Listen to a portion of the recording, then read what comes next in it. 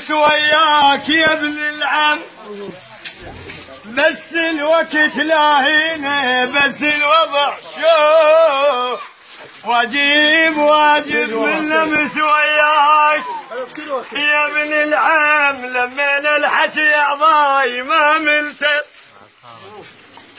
هاي نوسة على لسان مسلمي.